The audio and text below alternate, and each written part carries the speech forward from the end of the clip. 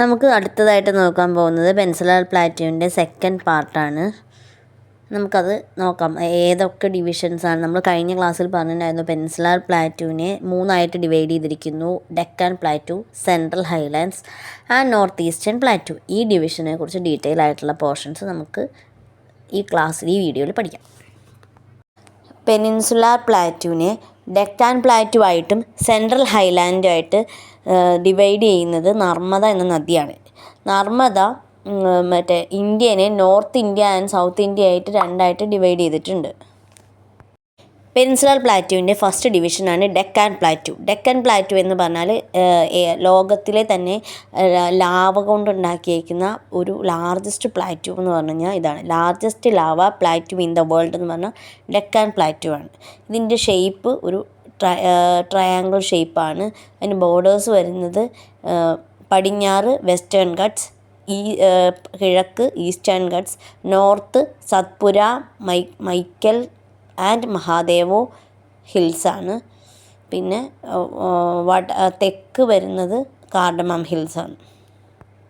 Western Ghats അല്ലെങ്കിൽ പശ്ചിമഘട്ടം മഹാരാഷ്ട്രയിലെ സഹ്യാദ്രി, തമിഴ്നാട്ടിലെയും കർണാടകത്തിലെയും നീലഗിരി കുന്നുകൾ, കേരളത്തിലെ ആനമലക്കുന്നുകൾ, ഏലമലക്കുന്നുകൾ എന്നിങ്ങനെ വ്യത്യസ്ത പേരുകളിലാണ് പശ്ചിമഘട്ടം അറിയപ്പെടുന്നത്. ഈസ്റ്റേൺ ഘട്ടിനെ കമ്പയർ ചെയ്യുമ്പോൾ വെസ്റ്റേൺ ഘട്ട്സ് കുറച്ചും കൂടി തുടർച്ചയുള്ളതും അതുപോലെ തന്നെ ഉയർന്ന ഹൈറ്റുള്ളതുമാണ്. ശരാശരി ഉയരം വരുന്നത് 1500 മീറ്ററാണ്. ലെങ്ത്ത് 1600 കിലോമീറ്ററാണ്. വെസ്റ്റേൺ ഘട്ട്സിൻ്റെ ഹൈറ്റ് വടക്ക് നിന്ന് തെക്കോട്ട് പോകും തോറും കൂടി വരികയാണ്.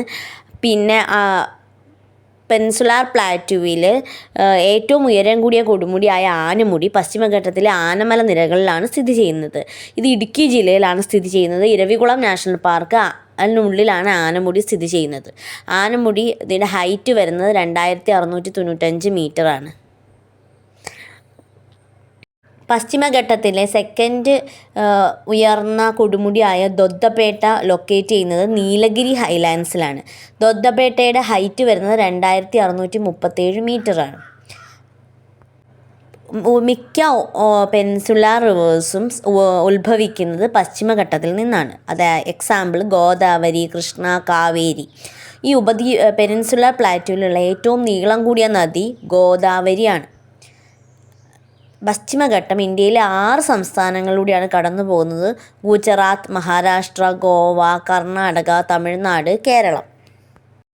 വെസ്റ്റേൺ ഘട്ടിന് കൊടുത്തിരിക്കുന്ന വേറൊരു പേരാണ് ഗ്രേറ്റ് എസ്കാർപ്മെൻറ്റ് ഓഫ് ഇന്ത്യ. അത് യുനെസ്കോയുടെ വേൾഡ് ഹെറിറ്റേജ് സൈറ്റിലുള്ളതാണ്. ലോകത്തിലെ 36 ജൈവവിദ്യ ഹോട്ട്സ്പോട്ടുകളിൽ ഒന്നാണ് വെസ്റ്റേൺ ഘട്ട് അല്ലെങ്കിൽ പശ്ചിമഘട്ടം.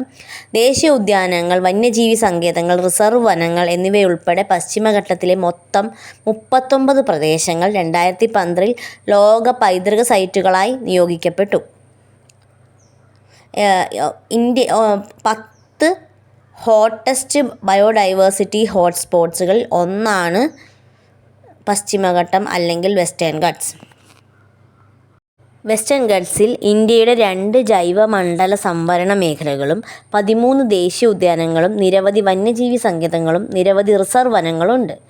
ജൈവമണ്ഡല സംവരണ മേഖല അതായത് ബയോസ്ഫിയർ റിസർവ്സ് ആയിട്ട് വരുന്ന 2 എണ്ണങ്ങൾ, ഒന്ന് നീലഗിരിയും പിന്നെ ഒന്ന് അഗസ്ത്യമലയുമാണ്. അഗസ്ത്യമല ബയോസ്ഫിയർ റിസർവിൽ വരുന്ന പ്രൊട്ടക്റ്റഡ് ഏരിയാസാണ് Shendurney wildlife sanctuary, Peppara wildlife sanctuary, Neyyar wildlife sanctuary, Kalakkad Mundanthurai tiger reserve. Nilgiri ജൈവവൈവിധ്യത്തിലെ സംരക്ഷിത പ്രദേശങ്ങൾ Mudumalai national park, Mukurthi national park, Sathyamangalam വന്യജീവി സങ്കേതം, Nagarhole national park, Bandipur national park, Silent Valley national park, Aralam വന്യജീവി സങ്കേതം, വയനാട് വന്യജീവി സങ്കേതം മുതലായവയാണ്. വംശനാശ ഭീഷണി നേരിടുന്ന സിംഹവാലൻ കുരങ്ങ്, വരയാട്, കരിങ്കുരങ്ങ് എന്നിവ ഈ പ്രദേശത്തിൻ്റെ പ്രത്യേകതകളാണ്. വെസ്റ്റേൺ ഘട്ട്സിലെ important passes Bhorghat, Thalghat and പാൽഘട്ടാണ്. അതിൽ ബോർഘട്ട് വരുന്നത് മുംബൈ പൂനെയിലാണ്. താൽഘട്ട് വരുന്നത് മുംബൈ നാസിക്കാണ്. പാൽഘട്ട് പാലക്കാട് കോയമ്പത്തൂർ ഏരിയയിലാണ്. ഇത് ഓറോഗ്രാഫിക് മഴയ്ക്ക് കാരണമാകുന്നു. അതിനാൽ പർവ്വതങ്ങളുടെ കാറ്റിൻ്റെ വശത്ത് ധാരാളം മഴ ലഭിക്കുന്നു. പശ്ചിമഘട്ടം അല്ലെങ്കിൽ വെസ്റ്റേൺ ഘട്ടത്തെക്കുറിച്ച് ഡിസ്കസ് ചെയ്യുന്ന സമയത്ത് വളരെ ഇമ്പോർട്ടൻ്റ് ആയിട്ട് നമ്മൾ കാണേണ്ടതും പഠിക്കേണ്ട PSC റിലേറ്റഡ് ആയിട്ട് പഠിക്കേണ്ട ഒരു 2 പേരുകളാണ് മാധവ് ഗാഡ്ഗിലും കസ്തൂരി രംഗനും. മാധവ് ഗാഡ്ഗിൽ ആൻഡ് കസ്തൂരി രംഗൻ കമ്മിറ്റിയെക്കുറിച്ചാണ് നമ്മളിങ്ങനെ ഡിസ്കസ് ചെയ്യേണ്ടത്.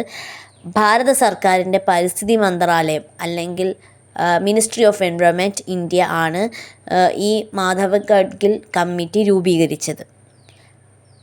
Western guts ecology expert panel, പശ്ചിമഘട്ട പരിസ്ഥിതി വിദഗ്ധ സമിതി, WGEEP എന്നാണ് ഇതിന് പേര് നൽകിയിരിക്കുന്നത്. 2011 ഓഗസ്റ്റ് 31 റിപ്പോർട്ട് ഫയൽ ചെയ്തിരിക്കുന്നത്. ദ കമ്മിറ്റി എല്ലാ താലൂക്കിനെയും 3 സോൺസ് ആയിട്ട് ഡിവൈഡ് ചെയ്തിട്ടുണ്ട്. എക്കോ സെൻസിറ്റീവ് സോൺസ് ആയിട്ട് 1, 2, 3 എന്ന രീതിയിൽ. ഗാഡ്ഗിൽ കമ്മിറ്റി റിപ്പോർട്ട് 6 അനുബന്ധ സംസ്ഥാനങ്ങളിൽ ഏതെങ്കിലും അംഗീകരിക്കാഞ്ഞാൽ കസ്തൂരി രംഗയുടെ അധ്യക്ഷതയിൽ പശ്ചിമഘട്ടത്തെക്കുറിച്ച് മറ്റൊരു ഉന്നതതല വർക്കിംഗ് ഗ്രൂപ്പ് സർക്കാർ രൂപീകരിച്ചു. കസ്തൂരി രംഗൻ സ്റ്റഡിയിൽ പറഞ്ഞത് എന്താണെന്ന് വെച്ചാൽ 37% ഓഫ് ദ വെസ്റ്റേൺ ഗട്ട്സ് നെയും എക്കോ സെൻസിറ്റീവ് ഏരിയ ആയിട്ട് ഡെസിഗ്നേറ്റ് ചെയ്ത് വെക്കണം. അത് 37% പരിസ്ഥിതി ലോല പ്രദേശമായിട്ട് തരംതിരിക്കാവൂന്നാണ് വെച്ചിരുന്നത്. ഈ റിപ്പോർട്ട് സബ്മിറ്റ് ചെയ്തേക്കുന്നത് 2013 ഏപ്രിൽ 15 ഗവൺമെൻറ് ഈ കസ്തൂരി രംഗൻ റിപ്പോർട്ട് പരിശോധിക്കാൻ വേണ്ടിയിട്ട് ഒരു വിദഗ്ധ സമിതിയെ കൂടി രൂപീകരിച്ചിട്ടുണ്ട്. പൂർവ്വഘട്ടത്തിനെ കുറിച്ചാണ് ഇനി അടുത്ത നമ്മൾ ഡിസ്കസ് ചെയ്യാൻ പോകുന്നത്. പൂർവ്വഘട്ടം എന്ന് പറഞ്ഞു കഴിഞ്ഞാൽ തുടർച്ചയില്ലാത്തതും പിന്നെ താഴ്ന്ന, അതായത് ഭയങ്കര ഹൈറ്റ് ഉള്ളതല്ല. വെസ്റ്റേൺ ഗട്ട്സ് എന്ന് പറഞ്ഞാൽ നല്ല ഹൈറ്റ് ഉള്ളതായിരുന്നു, പക്ഷേ ഇത് അത്രയും പൊക്കമില്ലാത്ത ചെറിയ ചെറിയ കുന്നുകളാണ്. പിന്നെ അതിൽ വരുന്ന നദികൾ എന്ന് പറഞ്ഞാൽ മഹാനദി, ഗോദാവരി, കൃഷ്ണ, കാവേരി ഈ നദികളൊക്കെ കൊണ്ട് ഇറോഡ് ചെയ്ത് പോയിട്ടുള്ള ചെറിയ ചെറിയ കുന്നുകളാണ് ഈസ്റ്റേൺ ഗട്ട്സിൽ വരുന്നത്. മഹാനദി വാലി മുതൽ നീലഗിരി വരെ നീണ്ടു കിടക്കുന്നതാണ് ഈസ്റ്റേൺ ഗട്ട്സ് എന്ന് പറഞ്ഞാൽ. ആവറേജ് ഹൈറ്റ് 600 മീറ്ററൊക്കെ വരുന്നുള്ളൂ. ഇതിൽ ഇമ്പോർട്ടൻ്റ് ആയിട്ടുള്ള റേഞ്ചസ് എന്ന് പറഞ്ഞാൽ Javadi hills, Shevaroy hills, Palkonda hills, Nallamala hills. Eastern ഗട്ട്സും വെസ്റ്റേൺ ഗട്ട്സും കൂടെ ജോയിൻ ചെയ്യുന്ന ഭാഗമാണ് നീലഗിരി കുന്നുകൾ അല്ലെങ്കിൽ നീലഗിരി ഹിൽസ്. പൂർവ്വഘട്ടത്തിൽ തന്നെ അല്ലെങ്കിൽ ഈസ്റ്റേൺ ഗട്ട്സിൽ ഏറ്റവും കൂടുതൽ ഹൈറ്റുള്ള ഒരു പീക്കാണ് മഹേന്ദ്രഗിരി. പിന്നെ ജിന്തഗാഡ.